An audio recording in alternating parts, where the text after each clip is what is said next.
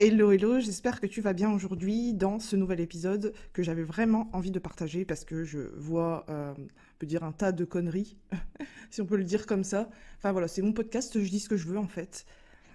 Euh, Parce que je vois des tas de coachs qui parlent de manifestations, de loi d'attraction, de loi d'ascension et tout ça. Et en fait, elles vont juste parler de la loi en elle-même, mais elles vont pas parler réellement d'une méthode. Si, il y en a qui parlent d'une méthode, mais c'est pas ce que j'appelle une méthode qui ressemble à chacun. Du coup, c'est pour ça que j'avais envie de faire ce podcast de fait de manifester tout ce qu'on désire. Parce que, en vrai, pour moi, c'est vraiment possible de manifester tous ces désirs. C'est juste qu'il y a des blocages et on cherche à savoir pourquoi et comment.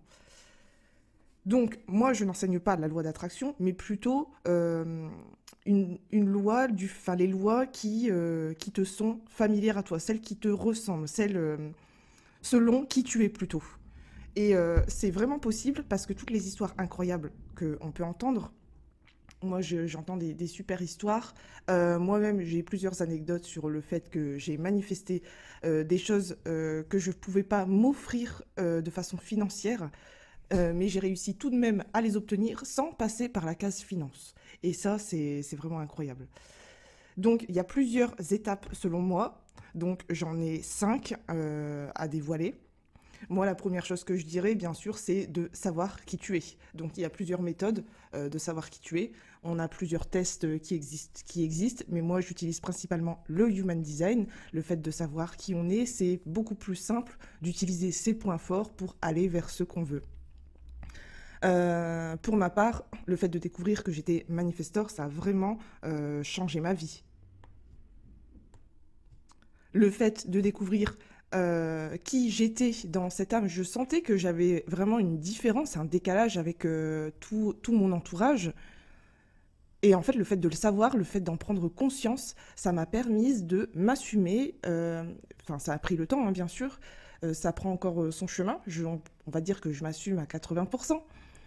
Mais ça m'a permis aussi de devenir qui je suis et ça me permet aussi de devenir la future personne que je vais être. Et bah, c'est génial parce que je prends conscience de certains potentiels et le fait que j'avais des crises de colère, ça aussi, ça a mis de la lumière.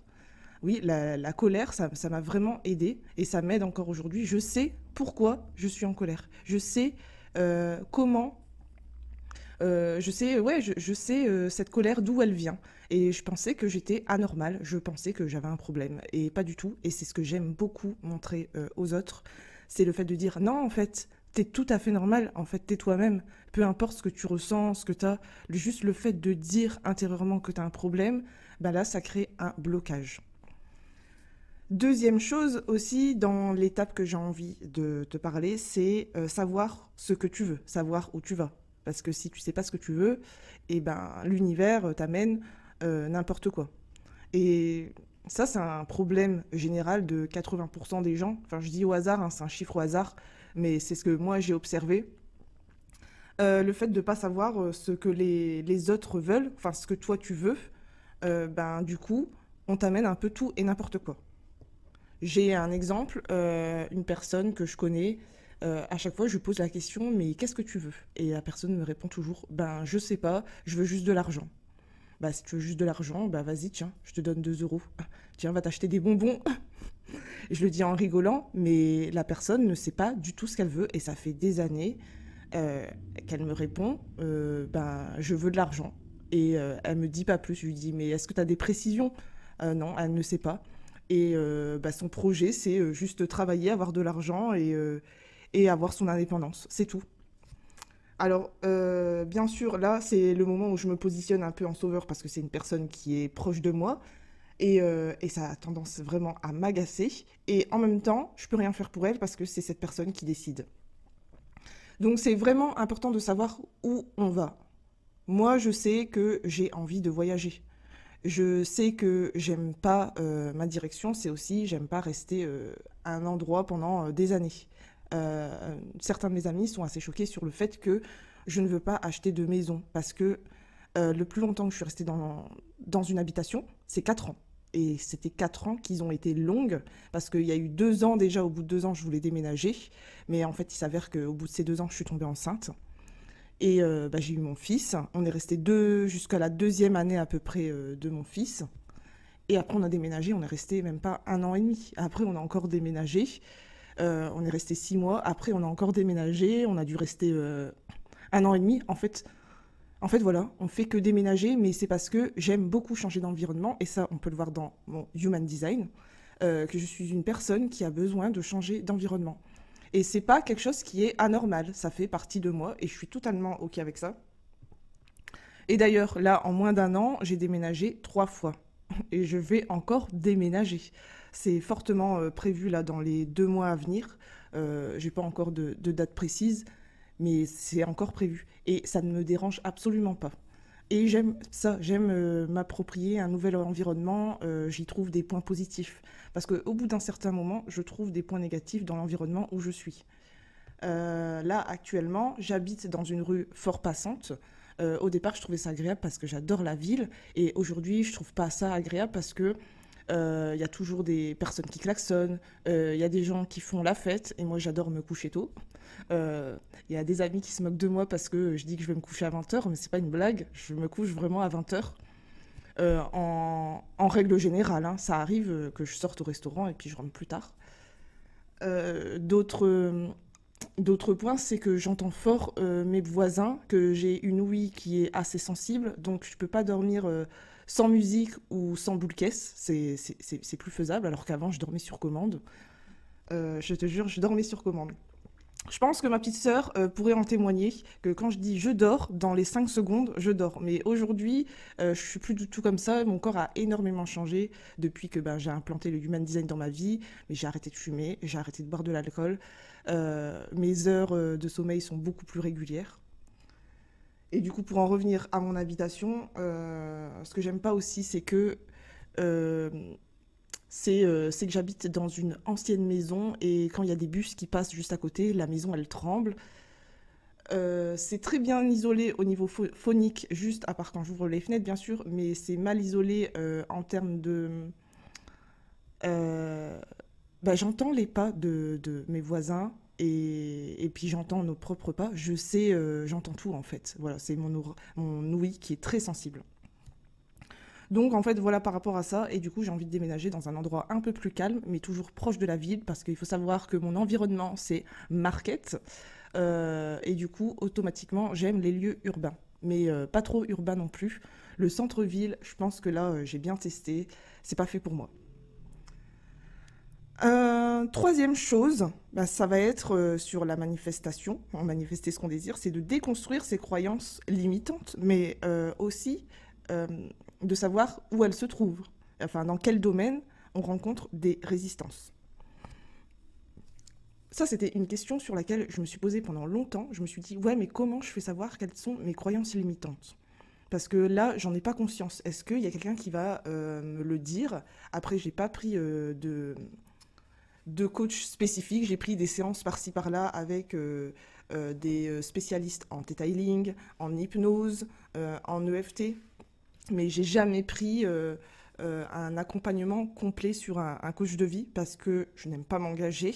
J'aime bien faire des tests par-ci par-là et je suis réactive assez rapidement. Donc il est probable que des fois une séance me suffise ou j'aime bien faire une séance par an. Je ne sais plus où j'en étais du coup parce que je me suis un peu perdue, j'ai eu un problème technique. Oui, donc sur les résistances qu'on peut rencontrer et débloquer en fait les domaines dans lesquels on rencontre des résistances et comment on peut voir un peu la croyance limitante qui se cache derrière. Donc en fait, on va se baser sur le fait de ce que tu veux et que tu n'arrives pas à l'attirer. Donc là, tu rencontres une résistance. Tu n'arrives pas à l'attirer, c'est pas du tout ce que tu veux. Consciemment, tu veux quelque chose, mais inconsciemment, cela provoque autre chose. C'est totalement l'inverse. Je vais donner un exemple, par exemple l'amour, parce que c'est ce qui revient souvent. Beaucoup veulent attirer l'amour, principalement, j'ai envie de dire, les femmes qui disent qu'ils attirent toujours le même type de connard. Et en fait, il faut savoir que tout vient de nous. Tout ce qu'on a, tout ce que l'on attire, en fait, ça vient de nous. Je sais que c'est pas facile à entendre parce qu'on se dit, ouais, comme si j'avais envie d'un connard. Non, c'est pas du tout ça. C'est parce que derrière, ça cache une croyance. Au fond de toi, ça peut te dire que tu te dis au fond que tu ne le mérites pas. Et ça peut provenir de ton enfance. Ou ça peut provenir d'une croyance que tu as eue que ouais, tu ne le mérites pas. Ou qu'au fond de toi, tu as toujours été traité comme ça. Ou tu n'avais jamais rencontré de personnes justement. Que l'amour c'est autre chose, quoi, que tu peux vivre quelque chose de magnifique.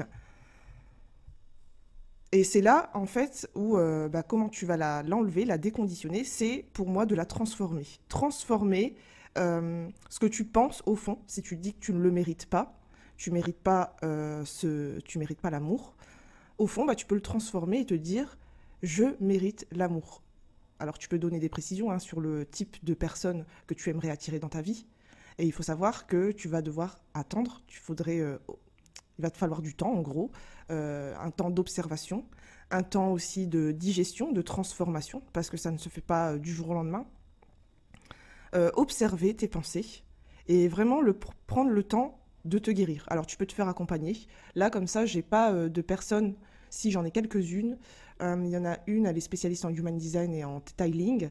Son nom c'est Manifestor Soul. Je pense que je le mettrai aussi en dessous. C'est elle qui me revient en particulier, que j'ai déjà vu ses prestations passer. Après, je n'ai pas testé, donc je ne sais pas, c'est à vous de voir si ça résonne ou pas pour vous. C'est vraiment le temps de prendre ce temps de guérison. Parce que c'est un petit peu comme un verre d'eau que tu remplis d'eau. Tu rajoutes du lait, mais si tu veux enlever le lait, tu vas devoir rajouter de l'eau. C'est un peu l'image que j'avais envie de partager. Mais tu peux pas rajouter 1 ou 2 gouttes, ça suffira pas pour enlever le lait. Il faudra rajouter plusieurs litres avant que le lait disparaisse. C'est un petit peu comme ça que tu vas balayer ta croyance sur le fait que tu attires des connards. Donc tu vas transformer cette croyance en une autre croyance. Tu vas implémenter « je mérite un homme bon, sage, intelligent, beau », ce que tu veux. Voilà comment tu peux détecter ta croyance, voir dans le domaine dans lequel tu rencontres des résistances. Tu as un désir, mais tu ne l'obtiens pas. Donc, c'est d'aller chercher ce qui te bloque et transformer ce blocage, cette pensée que tu as. Il y a encore plein d'autres exemples, comme ça pourrait être l'exemple du travail. La plupart pensent qu'elles n'ont pas la possibilité d'obtenir un meilleur travail, donc elles se confortent, en gros, hein, je peux le dire comme ça, elles se confortent dans le travail dans lequel elles sont. Et en fait, c'est juste qu'elles ont un blocage en se disant oui, mais je trouverais peut-être pas mieux, je prends des risques. En fait, c'est vraiment des décisions basées sur la peur et forcément sur des croyances, sur le fait ce que nos parents et nos enseignants nous ont enseigné justement, sur le fait qu'on devait travailler à l'école pour obtenir un bon travail et qu'en gros, la vie, après, elle s'arrêtait, qu'on allait travailler pendant 40 ans. Voilà, et qu'il n'y avait pas d'autres possibilités. Alors qu'on a des tas de possibilités qui s'offrent à nous, mais on ne les voit pas forcément et on n'y pense pas. J'ai envie de raconter ce que j'ai manifesté dernièrement. Il y a quelques semaines, je voulais une tablette, d'ailleurs je suis en train d'enregistrer dessus. Je voulais une tablette, absolument. Oui, je voulais une tablette, et ça fait 3 fois que je le dis. Et j'en ai parlé à des amis et tout, je veux une tablette, je veux une tablette, je veux une tablette. Financièrement, j'avais d'autres priorités, et du coup, je m'étais dit que je m'offrirais une tablette en temps voulu. Et il y a un endroit auquel je vais souvent, et ils organisaient une tombola, et justement, il y avait une tablette à gagner. Ça faisait quelques semaines que j'avais repéré. Du coup, je disais qu'elle était pour moi. Elle était pour moi, cette tablette. C'est ma tablette, elle est pour moi, je vais venir, je vais participer, je vais la gagner. Et en fait, je disais ça vraiment avec le sourire, et au fond de moi, c'était pas grave, en fait, si je la gagnais pas, j'avais vraiment un lâcher-prise total. Et figure-toi que cette tombola, elle a été organisée le jour de mon anniversaire. J'avais acheté 10 tickets, ou 20, je crois, je sais plus. Je crois que j'ai acheté 20 tickets, et j'ai été tirée au sort la première. Et en fait, il fallait choisir une boule, et derrière la boule, s'affichait notre lot. Donc j'ai été tirée la première, et j'ai choisi une boule. Et il s'avère que derrière la boule, il y avait la tablette. Et en fait, je trouve ça incroyable parce que fallait m'imaginer, j'étais trop contente, j'étais là, waouh, j'ai ma tablette, j'ai ma tablette, j'ai ma tablette. Je me suis vraiment J'ai vraiment remercié, j'avais une gratitude profonde pour l'univers parce que j'ai trouvé ça incroyable comment ça s'est passé. Je voulais une tablette et c'était le style de tablette que je voulais. C'était exactement la marque que je voulais et c'était un peu ce que j'avais en tête. Et en fait, j'ai trouvé ça incroyable parce que j'ai été piochée en première. J'ai trouvé, ou enfin, j'ai choisi la boule parce qu'il y avait une dizaine de boules, donc j'ai choisi la bonne boule. J'aurais pu piocher l'aspirateur, chose que j'aime pas trop utiliser, ou, euh, ou la, ou la plancha. Tout ce qui est cuisine, ça ne m'intéresse pas. Mais là, j'ai vraiment eu une profonde gratitude pour l'univers parce qu'elle m'a entendu. Elle m'a amené ma tablette et je n'ai pas vraiment eu à débourser de l'argent financièrement, mis à part acheter mes tickets qui étaient à 50 centimes. Donc pour max, j'en ai eu 10 euros. Donc ma tablette, techniquement, elle m'est revenue à 10 euros. Et en fait, ce qui a été marrant, c'est que j'ai beaucoup de signes de, de, de chiffres. En fait, j'avais un ticket qui était le 555. J'adore les chiffres comme ça. Et en fait, quand j'ai vu le 555, je me suis dit que c'était un signal. Et en fait, j'étais vraiment persuadée, je l'ai tellement dit, que même mais mon entourage a pensé qu'on avait triché. Et c'était impossible, impossible de tricher. Donc voilà, du coup, ça m'amène à la quatrième étape, c'est tout simplement le fait de formuler, d'annoncer ce que l'on veut. Savoir où on veut aller, mais aussi l'annoncer. Et moi, je l'ai annoncé pendant 3 semaines. Je veux la tablette, je veux la tablette, je veux la tablette, je vais à la Tombola pour gagner ma tablette, ma tablette, ma tablette. En fait, juste le fait de l'annoncer, et tout ça en lâchant prise, bien sûr. Faut pas absolument penser à ça. Je veux, je veux, je veux. C'est, en fait, je veux, mais je l'aurai. Et bah, on a un petit peu ce côté où on va mentaliser, où on va dire oui, il faut absolument que je l'ai, sinon comment je vais faire et tout. J'étais pas du tout dans cette optique-là. J'étais dans j'aurai la tablette. Point. Il n'y a pas de quoi qu'est-ce, comment. Enfin, je me suis pas demandé à quel moment j'allais tirer au sort. Je le savais. Je savais que j'allais gagner. Et dernière étape, c'est de se laisser surprendre. C'est là où je dis qu'il faut lâcher prise. Parce que dans certains podcasts que j'entends ou des vidéos, des contenus qui disent qu'il faut mettre en place la loi de l'action, que c'est pas possible si tu fais pas d'action, ça peut pas fonctionner.